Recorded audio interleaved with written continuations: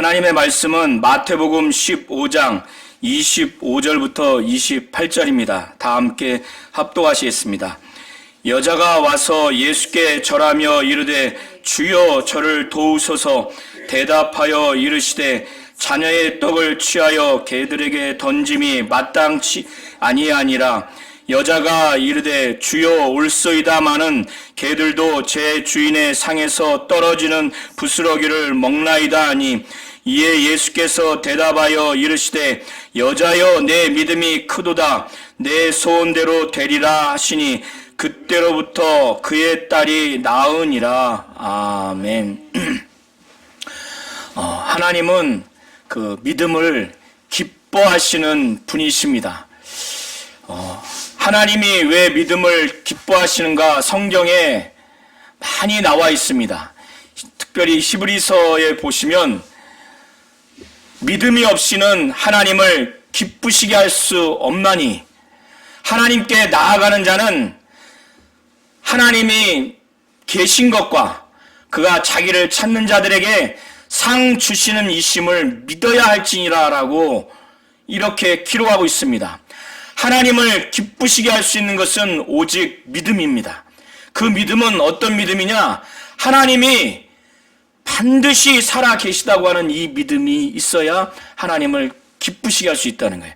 그리고 더 나아가서 하나님을 찾는 자들이 그 하나님이 자기를 찾는 믿음 있는 자들에게 반드시 상 주실 것을 믿으라는 겁니다. 이 두 가지 사실을 믿어야 하나님을 기쁘시게 할 수 있습니다. 구약의 많은 믿음의 선진들과 또 신약의 많은 믿음의 조상들이 이 두 가지에 대한 믿음이 확실히 있었어요. 우리 성도님들도 이 믿음을 가지셔서 하나님을 기쁘시게 하는 우리 성도와 또 가정이 되기를 예수의 이름으로 축원합니다. 그런데 누구나 다 믿음을 갖기를 원하지 않습니까? 성경을 읽고 또 설교를 듣고 또 교회 행사를 참여하고 그래서 수련회 같은 곳에 가서 기도도 많이 하고 또 많은 체험을 하게 되다 보면 믿음을 더 가져야 되겠다, 더 큰 믿음을 가져야 되겠다고 하는 동기부여를 얻게 되고 다짐하게 되는데, 그것이 학교 생활을 하다 보면, 가정 생활을 하다 보면, 사회 생활을 하다 보면 작심삼일이 되거나 좀 더 길게 그런 동기부여가 간다 하더라도 눈에 보이지 않지만 이 믿음을 파기하고 이 믿음을 없이 하고 이 믿음을 부식시키는 영적 존재들이 있어서 그들의 또 방해도 받습니다. 그래서 예수께서는 이 세상에 하나님의 말씀을 받을 때 나타나는 그 부류의 사람들이 네 가지 부류라고 씨 뿌리는 비유를 통해서 말씀을 하셨어요. 저와 우리 모든 성도님들이 어떤 부류에 속할 것인가, 하나님의 뜻과 작정에도 달려있지만 우리의 영적 의지, 우리의 작정에도 달려있는 겁니다. 예수께서 말씀을 증거할 때 그의 과거를 보고 그 미래를 볼 때 예수께서 통찰하셨을 때 아예 구원받지 못하는 영혼들이 있다는 거예요. 이런 영혼들은 어떤 영혼으로 비유하냐면 길가에 뿌려진 씨로 비유를 합니다. 길가에 씨가 뿌려지면 어떻습니까? 바로 저 공중에 있는 새가 그것을 바로 먹어버립니다. 발로 밟히고 먹어버려요.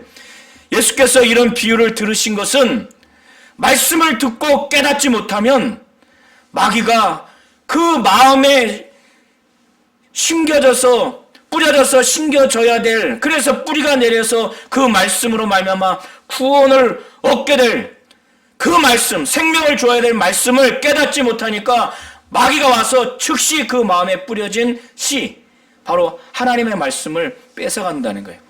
이게 영적인 실상입니다. 눈에 보이지 않지만 하나님도 계시고 천사도 있고 또 선한 천사도 있지만은 마귀와 악령과 미혹하는 영과 귀신도 있어요. 마귀가 구원받지 못하도록 깨닫지 못하는 순간 마음에서 뺏어간다는 겁니다.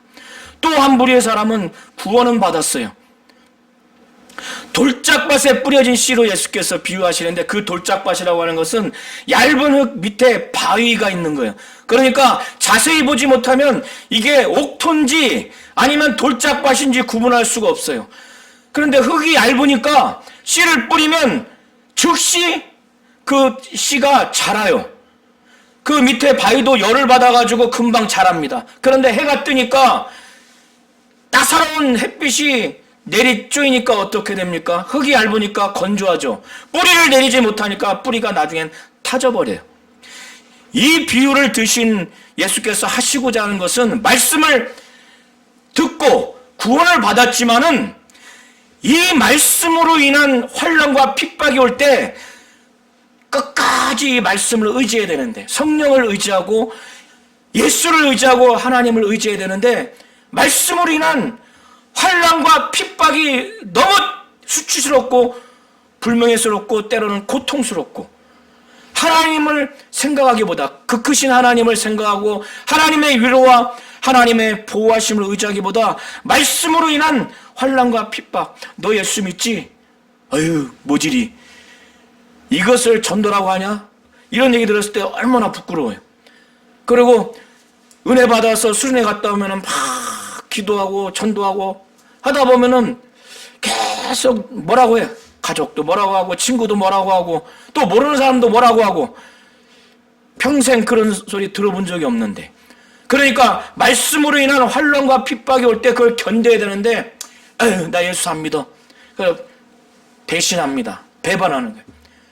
세 번째 사람은 이 사람보다 더 낫죠.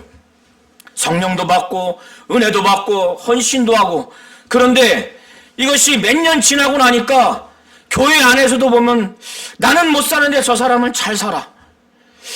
나는 욕심이 없는 것 같은데 저 사람은 욕심이 많은 것 같아. 또 직장이나 사회생활 하다 보면은 왜 이렇게 향락을 누리면서 잘 사는지 모르겠어. 그러다 보니까 처음엔 이러지 않았는데 1년 지나 2년 지나 몇 년 지나 처음에는 예수 믿고 뜨거워서 돈도 명예도 욕심도 향락도 다 배설물처럼 여겼어요. 사도 바울과 같이 예수를 아는 짓이 가장 고상하다고 그렇게 여겼는데, 이제 지나고 나니 시험도 들고 먹고 살기도 힘들고 하니까 세상에 염려와 재리의 유혹이 들어옵니다. 기타 욕심이 들어오고 나도 이렇게 즐기면서 살아야 되는 것 아닌가? 향락이 들어옵니다. 그것을 얻고자 하는, 누리고자 하는 그것이 들어오니까 그 전에 1년 전에 몇 개월 전에 그렇게 은혜 받았고 헌신했고 봉사했던 모든 것들이 다 뒷전입니다. 그래서 이것이 꽉 막는다는 거예요. 이것이 가시나무 떨기에 떨어진 씨라는 거예요. 자라는데 이 가시가 꽉 자라지 못하도록 지식시켜서 죽인다는 겁니다. 저와 우리 모든 성도님들이 정말 사모하고 되어야 될 것은 옥토에 떨어진 씨와 같은 그런 신앙인이 되셔야 됩니다. 이것은 뭐냐면, 예수께서 옥토에 떨어지면은 어떤 식물인지 간에 달라요. 그래서 어떤 것은 30배, 60배, 100배의 열매를 맺습니다. 그 씨를 받아들이는 토양에 따라서. 그것은 말씀을 듣는 자들이 이 마음이 착하고 좋은 마음이라는 거예요. 그런데 여기서 우리 성도님들이 이해하실 것은, 착하고 좋은 마음이 저 세상 사람들이 바라보는 그 철학적인 기준, 도덕적인 기준, 세상 종교적인 기준으로 착하고 좋은 마음을 말하는 게 아닙니다. 그것은 하나님이 보실 때, 하나님의 말씀을 기준으로 볼 때 착하고 좋은 마음이라는 거예요. 세상의 철학적이고 도덕적이고 윤리적인 세상, 그냥 종교적인 차원에서 착하고 좋은 마음을 가진 사람이 세상에서 사람의 말을 잘 들어요. 종교적인 그 교리 설교를 잘 들어요. 또 부모의 말씀도 잘 듣습니다. 훌륭한 또 책들을 통해서 그걸 많이 받아들여요. 그러나 하나님의 말씀을 단 하나의 단어도, 하나의 어구도, 하나의 문장도 마음에서 그걸 받아들이려는 의지가 없고 그런 마음이 없다면 그는 세상에서는 착하고 좋은 마음이나 할지라도 하나님 앞에서, 하나님 말씀 앞에서는 아주 악한 마음이에요. 하나님 앞에서 착하고 좋은 마음은 당연히 세상에서의 착하고 좋은 마음은 당연하거니와 하나님의 말씀을 넓게 깊게 어떤 말씀을 해도 하나님 앞에 있으면, 하나님 말씀 앞에 있으면 완전히 그걸 받아들이려고 하는 정말 하나님 앞에 효심이 가득한 마음, 이것이 착하고 좋은 마음입니다. 그런데 부모의 말씀, 선생의 말씀, 어른의 말씀, 세상 종교의 말씀, 철학과 윤리 도덕의 말은 그렇게 받아들이려고 착하고 좋은 마음을 가진 훌륭한 효자라고 아주 의인이라고 세상에 평가는 받는 사람이 있다 할지라도 하나님의 말씀은 단 하나의 단어도, 하나의 어구도, 문장도 단 1번도 듣기 싫어한다면은 이는 착하고 좋은 마음을 가진 자가 아니라 악한 마음, 나쁜 마음을 가진 자들입니다. 우리 모든 성도님들은 세상에서 뿐만 아니라 본질적으로 하나님 앞과 하나님 말씀 앞에 그가 어떠한 상황에서 어떠한 내용으로 하든지 어떠한 단어와 어떠한 문장으로 하든지 하나님과 하나님 말씀 앞에 그걸 그대로 받아들이려고 하는 착하고 좋은 그런 옥토가 되는 심령이 되시기를 예수의 이름으로 축원합니다. 착하고 좋은 마음을 가져야 하나님의 말씀을 들을 때 이것이 깨달아집니다. 그리고 깨달은 다음에 깨달으면은 그거를 막 받아들여야 돼요. 어린아이가 살기 위해서 우유를 젖을 쭉쭉 빨아들이듯이 배고플 때 밥을 막 쭉쭉 먹듯이 하나님의 말씀을 듣고 깨달은다면 이것을 받아들여야 돼요. 그리고 이것을 인내로서 지켜야 된다는 겁니다. 그러면 30배, 60배, 100배의 열매를 맺을 수가 있는 거예요. 30배 열매를 맺을 수 있는 토양은 29배까지 포기하지 말고 60배 맺을 토양을 가진 사람은 59까지 했으면 됐지 하고 멈추지 말고 100배의 말씀의 열매를 맺을 토양을 있는 사람은 99 정도 됐으면 난 대단히 많이 한 거 아니야? 이렇게 자만하고 교만하지 말고 100배 열매 맺기까지 인내로서 말씀을 지키라는 것입니다. 이렇게 되면은 믿음을 얻을 수가 있는 겁니다. 오늘 마태복음 15장 21절부터 28절에 예수의 말씀과 행동이 인간적인 눈으로 보면은 야, 이렇게 이 귀신, 더러운 귀신이 흉악하게 너무 심하게 들려서 침대에 누워 있을 정도로 이런 어린 딸을 둔 이 여인이 이렇게 몇 번이나 그렇게 자비를 베풀어 달라고, 국률을 베풀어 달라고, 내 딸을 귀신 쫓아달라고 했을 때 아니 한 번에 그냥 쫓아주시지 왜 이렇게 인간적으로 볼 때는 이 여인이 비참하고 굴욕적이고 자존심 상하고 와 일평생 예수 믿지 말아야 되겠다 큰 상처 줄 만한 행동을 한 거 아닌가? 인간적으로 볼 때는 예수의 말씀과 행동을 오해할 수가 있는데 전체적으로 21절부터 28절까지 보면 그게 아닙니다. 예수는 의도적으로 이 여인에게 시험을 하는 거예요. 더 큰 믿음을 자아내기 위해서. 그리고 부수적으로 이전까지 믿음이 적다고 베드로에게 또 제자들을 향해서 그런 마음을 가지신 예수가 그 베드로에게 책망했던 그 예수가 제자들에게도 정말 예수가 얼마나 감탄하고 기뻐하고 감동받는 믿음이 무엇인지 그 믿음의 실상을 보여주기 위해서 아마 이렇게 하시지 않았나 생각이 듭니다. 그래서 이 예수의 말씀과 행하심으로 오해받거나 상처받으면 이건 인간적이고 세상적인 시야예요. 그럼 믿음을 얻지를 못합니다.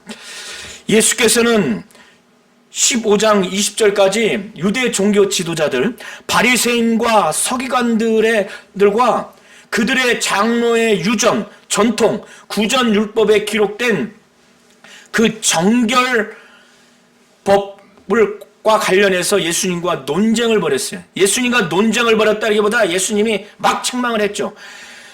그들은 손을 씻어야 음식을 먹는 그들의 정결법에 그 내용이 있었어요. 근데 제자들이 손을 씻지 않고 음식을 먹는 거를 바리새인과 서기관들이 그걸 보게 됐어요. 그러니까 가뜩이나 예수를 잡아서 고소하려고 하는데 제자들이 손을 씻지 않고 그걸 먹으니까 정결법, 구전율법을 범했다고 해서 예수님께 당신의 제자들은 어찌하여 손을 씻지 않고 음식을 먹습니까? 그때 예수께서는 너희는 너희의 유전으로 하나님의 말씀을 폐하는도다. 이렇게 아주 책망을 하시죠. 그러고 난 후에 예수께서는 그 유대 지역을 떠나서 두로와 시돈 지방을 향해서 걸어갔어요. 이 두로와 시돈 지방은 이방 지역입니다. 이방 지역이에요. 그런데 먼저 두로 지역 안에 들어갔어요. 두로 지방 안에 들어가서 어느 한 집에 들어가서 아무도 모르도록 그렇게 하셨어요. 예수는 그가 십자가에 못 박혀 피 흘려 죽으시고 부활하시기까지 사사로운 말과 행동과 삶을 살지 않게 하기 위해서 예수께서 아버지의 명령을 받은 대로 말하고 이른 대로 그는 그렇게 하려는 것만 아주 강했어요. 그래서 어느 한 집에 들어가서 아무도 모르도록 자기를 숨겼는데 숨길 수가 있나? 예수의 이 말씀은 굉장히 영감이 있고 권위가 있고 권세가 있어서 그 말씀 사역은 유대 지역뿐만 아니라 두로, 시돈, 이 두로 지방까지 다 소문이 났어요. 예수의 이 설교의 이 사역이, 말씀 사역이. 그리고 치유 사역, 귀신 쫓고 죽은 자를 살리고 병자를 고치는 이 예수의 치유 사역도 두로 지역에 확 소문났어요. 그러니까 어떤 여자가, 이 여자는 가나안 여자입니다. 그리고 마가복음 7장에도 오늘 마태복음 15장 21절부터 28절의 내용이 그대로 동일하게 기록되어 있어요. 그래서 비슷한 내용을 병행 본문이라고 합니다. 마가복음 7장에도 기록되어 있는데 거기서는 이 여자를 뭐라고 표현되어 있냐면 헬라인이고 수로보닉의 족속이라고 그래요. 가나안은 이스라엘 민족이 저 가나안 땅에 들어갔을 때 이미 그 지역에 살고 있던 민족이에요. 그러니까 이스라엘 민족이 가나안 땅을 점령했을 때 이 가나안 민족과 이스라엘 민족은 서로 친한 관계겠어요? 앙숙 관계겠어요? 앙숙 관계예요. 그러니까 이 가나안 여자 또 헬라인인 또 수로보닉의 족속인 이 여자는 유대인인 예수 앞에 나올 마음의 여유가 없는 거예요. 인간적으로 볼 때는. 그들의 민족적인 그 오랜 갈등 관계를 보면은. 그리고 유대 사회에서는 길에서 어디든지 간에 이방인들을 만나면 이걸 더럽게 여겨요. 그리고 유대 남자는 여자를 길에서 자기 부인하고도 얘기 안 합니다. 이게 유대인의 하나의 법이에요. 그런데 지금 가나안 여자, 이 여자가 예수 앞에, 남자인 예수 앞에 나왔어요. 유대인 예수, 남자인 예수 앞에 가나안 이 여자가 나왔어요. 그런데 뭘 듣고 나왔느냐? 저 두로 지역에 어느 집에 예수가 있다는 얘기를 듣고 즉시 나온 거예요. 왜 즉시 나왔을까요? 오늘 본문 읽으셨죠? 자기 어린 딸이 있어요. 유대 사회에서는 12살, 13살이면 어린 딸이 아니고 결혼 정년기입니다. 이 당시에. 그러니까 그 나이보다 더 어린 거예요. 어린 딸인데 흉악하게 귀신 들렸어요. 흉악하게. 너무 심하게 귀신이 들렸어요. 그래서 마가복음 이 병행본문 끝에 보면은 침대에 누워있다고 표현이 되어 있어요. 그러니까 어려서부터 귀신이 들렸는데 그냥 삶을 살 정도로 견딜만하게 귀신 들린 게 아니라 너무 흉악하게, 너무 심하게 들렸어요. 그러니까 병든 상태예요. 그러니까 엄마가 볼 때도 너무 심하게, 흉악하게. 그러면 가정에 엄마 입장에서 어린 딸, 채 12살도 안 된, 10살도 안 됐을지도 몰라요. 어린 딸이 어려서부터 귀신이 심하게 들려서 병이 걸려서 침대에 누워있는 그것을 보는 엄마는 하루도 아니고 이틀도 아니고 이게 만약에 몇 년 됐다면 그 집이 어둡습니다.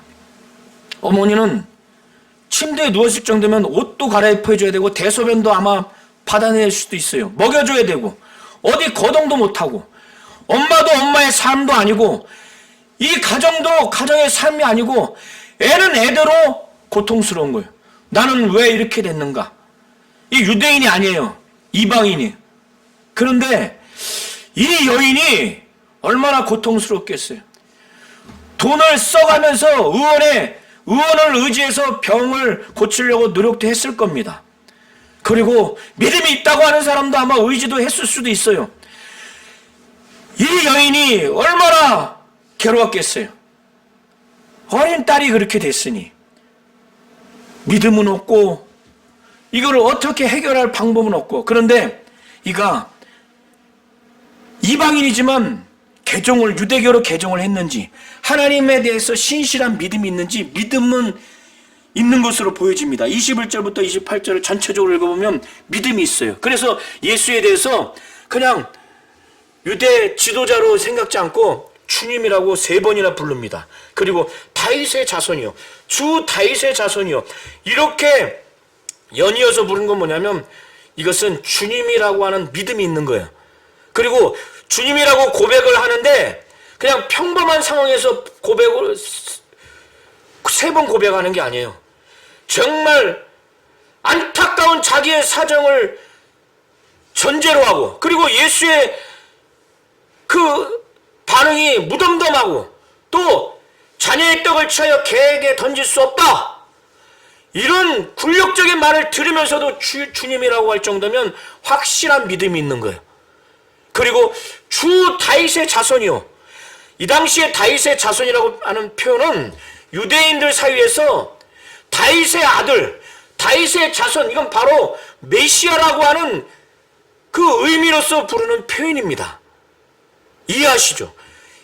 이방인이 주님, 주 다윗의 자손이요, 메시아요, 그리스도요, 이 믿음을 갖는다는 게 대단한 거예요. 근데 이 정도로 예수는 만족하지 않는 겁니다. 이 정도로.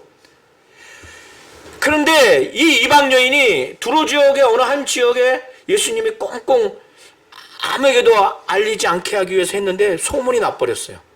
그의 말씀 사역과 치유 사역이 이 이방 지역까지.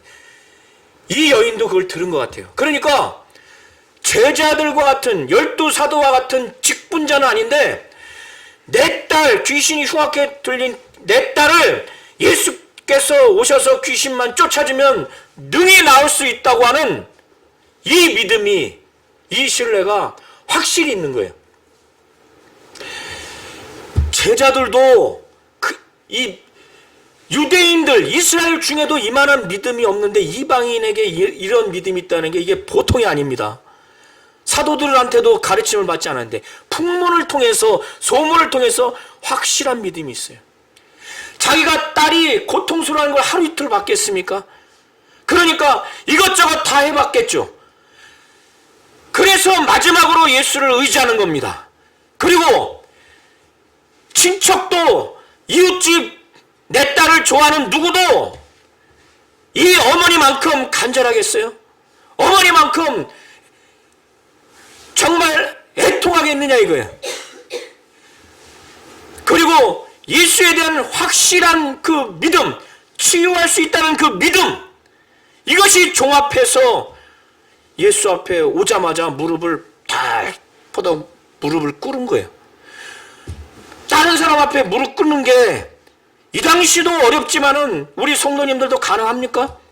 얼마나 절절하고 얼마나 다급하고, 이건 마지막인 거예요. 인생 마지막인 겁니다. 배수의 진을 친 겁니다. 이거 아니면 방법이 없는, 내 딸을 살려야 하는 마지막이에요.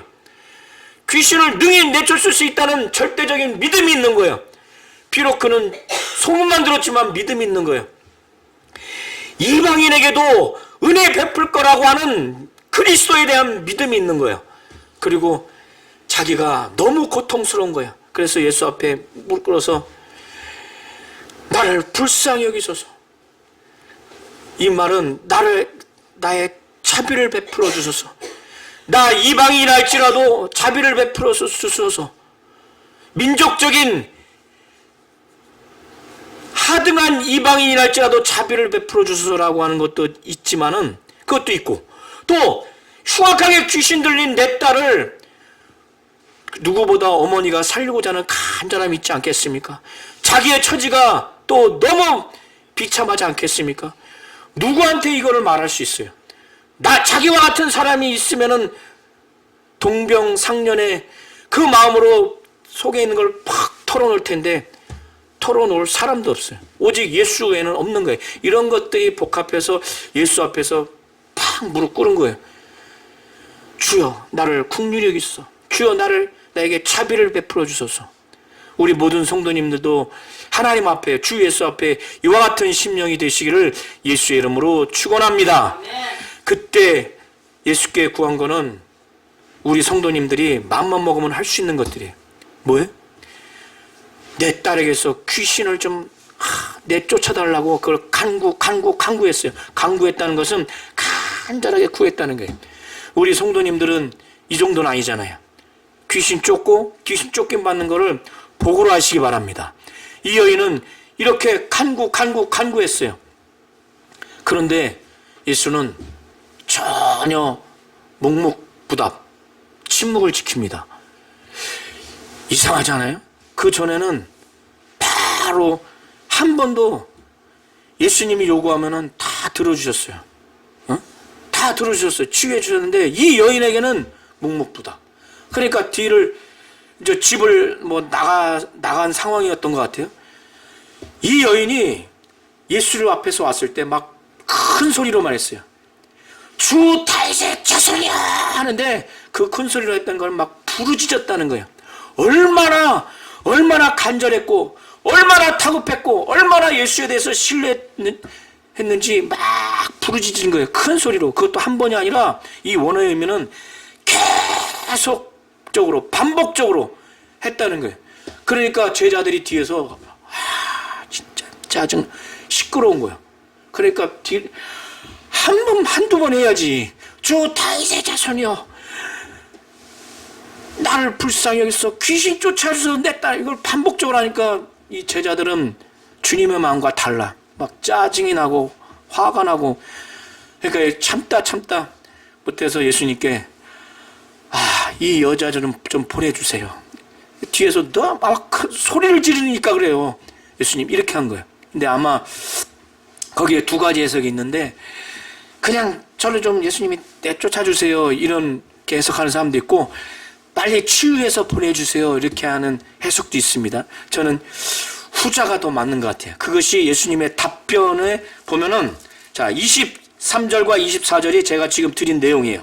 그때 예수께서 말씀하시기를, 그 제자들의 그 간청에 뭐라고 말하냐면, 나는 이스라엘 집에 잃어버린 양 외에는 다른 데로 보내심을 받지 아니하노라. 이것은 무슨 말이냐면, 이스라엘 집에 잃어버린 양은 유대인 전체를 말합니다. 본래 하나님은 이 이스라엘을 선택한 선민이에요. 하나님의 백성인데 이들이 하나님이 보낸 선지자를 죽이고, 그래서 하나님 말씀을 듣고 회개하지 않냐고 이 예수를 마지막으로 보냈는데 이 아들 역시도 배척을 합니다. 나중에는 죽이죠. 이는 아담을 하나님이 지으신 후에 하나님의 자녀로, 하나님의 그 자녀로 지었건만 그들이 범죄로 인해서 타락했고, 선지자를 보냈고 아들을 보내는 이 순간까지 그들이 돌이키지 않아서 잃어버린 자들이 된 거예요. 그걸 은유적으로 말하는 겁니다. 하나님 아버지는 나를 이때까지는 이스라엘을 먼저 돌이키도록 보냈지 이방인들을 전격적으로 회개해서 돌이키도록 하진 않았다. 지금 그런 의미예요. 그런데 이 얘기 들으면은 우리 성도님들은 어떨 것 같아요? 무덤덤할 것 같습니까? 아니면 야, 어떻게 저럴 수 있을까? 내가 이렇게까지 했는데? 근데 상처받을 수 있을 거예요. 오늘날 어떤 목사가 이런 반응을 해봐요. 그 난리 납니다. 그런데 여인은 아까 말씀드린 것처럼 예수가 메시아, 주님, 정말 그리스도, 유대인 다음으로 이방인에게도 은혜 베풀 거라는 확실한 믿음을 어쨌든 유대인들로부터 전해 들은 것 같아요. 그리고 자기의 지금 이 처한 상황, 자기 딸이 흉악하게 귀신 들려서, 너무 심하게 귀신 들려서 침대에 누워 있어서 생활조차 할 수 없는 너무 어린 내 딸, 얼마나 고통스럽겠어요. 걔도 고통스럽고 집안이 말이 아니고 엄마 입장에서는 일평생 고통스러운데 이걸 해결할 수 있는 것은 예수뿐이라는 것을 확실히 갖고 있으니까 개의치 않아요. 그 다음에도 또 뭐라고 하냐면 또 예수께 절을 합니다. 25절을 보세요. 예수께 와서 여자가 와서 절하며 이르되 주여, 주님, 저를 도와주세요. 저를 도와주세요. 저를 도와주세요. 그런데 무릎 꿇고 했단 말이에요. 이거는 정말 주님, 무릎 꿇는 거는 자기의 자존심 다 꺾은 거예요. 겸손함이에요. 정말 애절히 의지하는 거예요. 그리고 예수를 정말 높이는 겁니다. 이쯤 되면은 대부분의 목사들은 다 합니다. 회개하고 돌이켜. 근데 더 강도 높게 예수는 앞에 침묵을 했다고 그랬죠. 이제 이 여인을 향해서 마가복음에는 어떻게 되어 있냐면 자녀로 먼저 배불리게 해야 된다. 여기서의 자녀는 이스라엘 민족을 말하는 거예요. 유대인들을. 자녀를 먼저 배불리 해야 된다.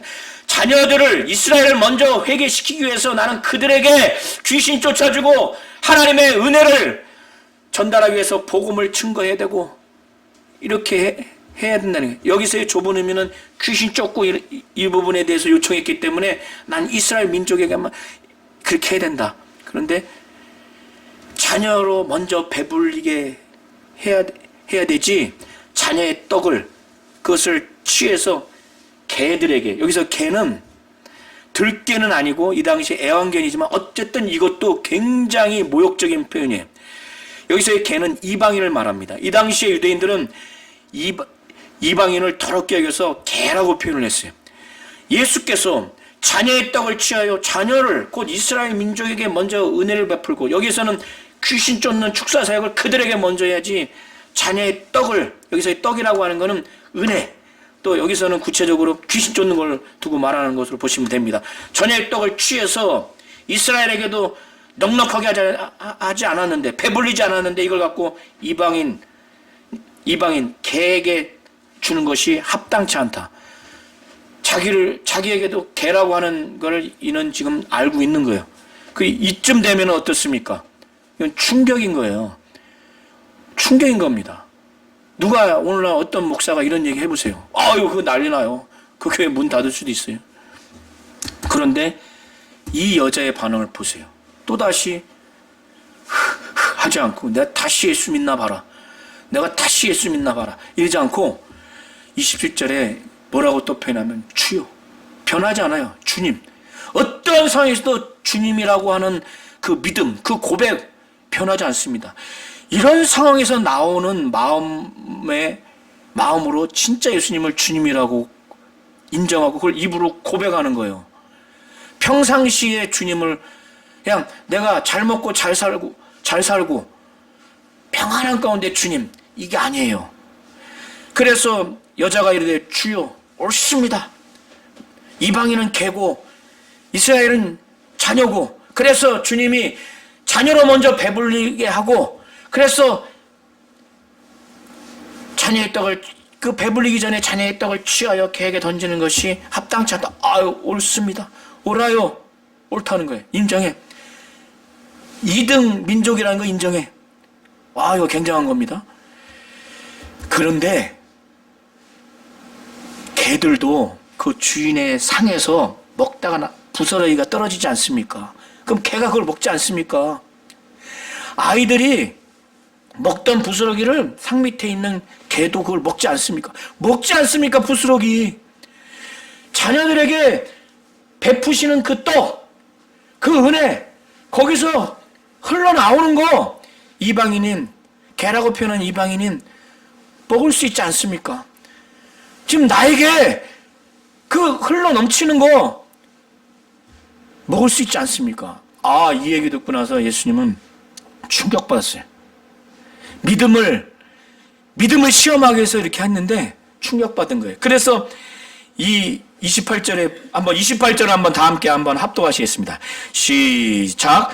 이에 예수께서 대답하여 이르시되 여자여 내 믿음이 크도다. 내 소원대로 되리라 하시니 그때로부터 그의 딸이 나으니라. 예. 여기서의 여자여는 원어의 의미를 직역하면 오 여자여! 오 여자여! 이 표현이에요. 이 믿음에 놀라고 감탄해서 너무 만족스러워서 오 여자여! 내 믿음이 크도다. 내가 내 소원대로 될 것이다. 그러니까 그 말씀한 즉시로 그 딸이 나요. 마가복음에는 어떻게 표현이 되어 있냐면은 이 말을 하니까 여인이 이 말을 하니까 네가 이 말을 했으니 귀신이 지금 나갔다는 거예요. 그러니까 예수께서 이 말하는 즉시 막 쫓았겠죠. 근데 멀리 있는 귀신이 나갔어요. 그러니까 이 여인이 집에 가서 딱 보니까 애는 침상에 누워있는데 귀신이 나간 거를 확인합니다. 우리 성도님들이 이방인인데 유대인도 아니에요.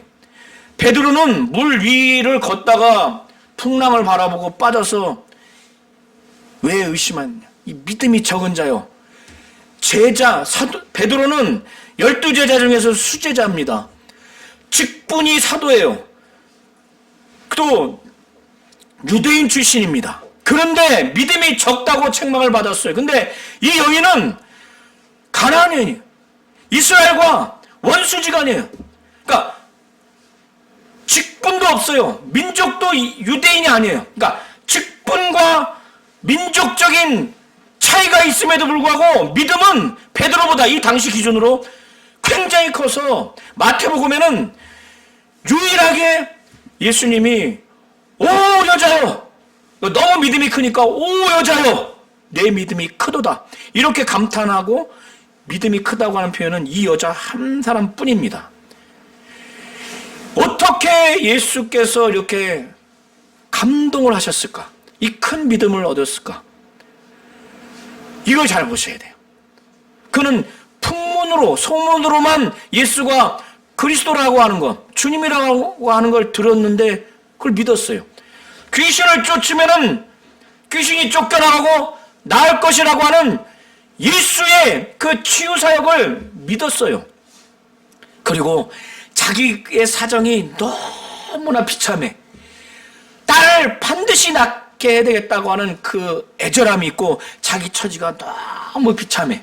그리고 유대인 다음으로 이방인에게도 하나님께서 그리스도를 통해서 은혜를 베푸실 것이라고 하는 절대적인 이 믿음이 이 3번이나 예수의 그 2번 이상 반응에 다른 사람도 아니고 예수님이 이 반응했으면 그냥 접어야 되는 거 아니에요? 예수가 지금 침묵하잖아. 그만 이게 하나님 뜻이 아닌가 보다. 그냥 포기하거나. 자녀의 떡을 취하여 개들에게 주는 것이 합당치 않다. 예수의 입을 통해서 나왔기 때문에 이건 뭐 끝이다. 좌절하고 낙심하고 또 부정적으로 계시는데 절대 그러지 않았다는 거예요. 이런 겸손한 심령, 어떠한 상황에서도 이런 믿음, 신뢰를 갖고 나왔기 때문에, 의지했기 때문에 예수를 감동시킨 겁니다. 우리 모든 성도님들도 예수가 감동하는 오 아무개 성도요, 오 아무개 학생이요, 이렇게 내 믿음이 크도다 이런 감동, 감탄을 받을 수 있는 그 믿음의 시험을 통과해서 하나님을 기쁘시게 하고 주 예수를 감동시키는 큰 믿음의 성도와 가정과 교회가 되시기를 예수의 이름으로 축원합니다. 하나님은 믿음을 기뻐하시는 분이세요. 하나님께 나아간 자는 그가 반드시 계신 것과 그가 자기를 찾는 자들에게 상 주시는 이심을 믿어야 한다는 거예요. 이렇게 엄마의 큰 믿음 때문에 이 어린 아이가 이렇게 나올 수 있었어요. 하나님의 은혜를 경험할 수 있었습니다. 하나님을 기쁘시게 하는 것이 믿음이고, 또 우리 성도와 교회와 가정에 하나님의 복과 은혜와 치유를 경험할 수 있는 것이 바로 믿음이고, 큰 믿음이라는 것을 아셔서 하나님, 나와 내 가정에, 우리 교회 가운데 정말 믿음을 주시옵소서. 하나님을 기쁘시게 하겠사오니 정말 나와 내 가정에 하나님의 치유의 역사와 복의 역사와 은혜의 역사를 경험하기를 원하오니 정말 내게 믿음을 주옵소서. 예수에 대한 절대적인 믿음, 말씀에 대한 착하고 좋은 마음으로 깨닫고 받아들여서 인내로서 지키는 정말 말씀에 대한 열매가 있는 그 믿음이 있게 해달라고 이 시간 예수 이름 한번 부르며 기도합니다. 예수여!